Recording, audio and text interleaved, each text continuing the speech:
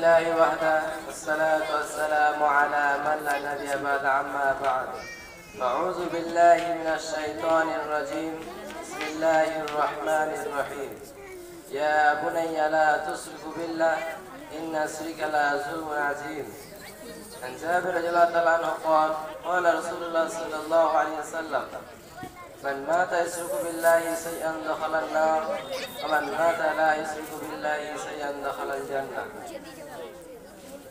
Presently, our honorable President and my honorable teacher and my dear uncle and brother and all the students of our madrasa. At first, all praise for Allah who created us, who is the Lord of the universe. He has created the earth, the sky, the moon and the satellite and one in them. He has very powerful upon everything. Praise Him. We all say Alhamdulillah. Then after fathers and orphan and the friend of the poor and the son of Amina on the last prophet Muhammad sallallahu alayhi wa sallam. Durood and salam. Allahumma salli alayhi. Allahumma barik alayhi. Today my subject about Shirk. Association of other with Allah is worship. Shirk is divided into two categories. Number one, big shirk.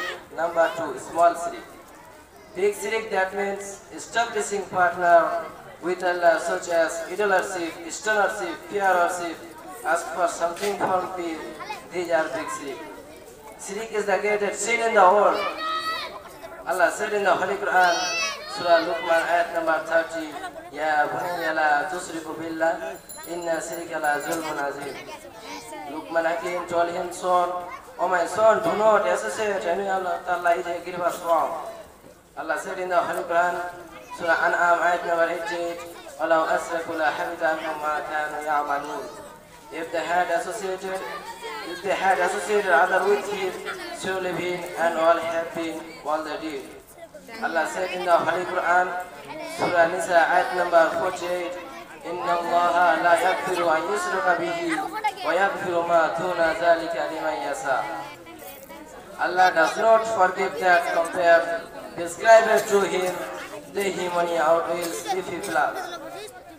The last prophet Muhammad sallallahu alayhi wa sallam said in the hadith, and Jabir radiallahu anhu قال رسول الله صلى الله عليه وسلم من مات يشرك بالله شيئا دخل النار ومن مات لا يشرك بالله شيئا دخل الجنة.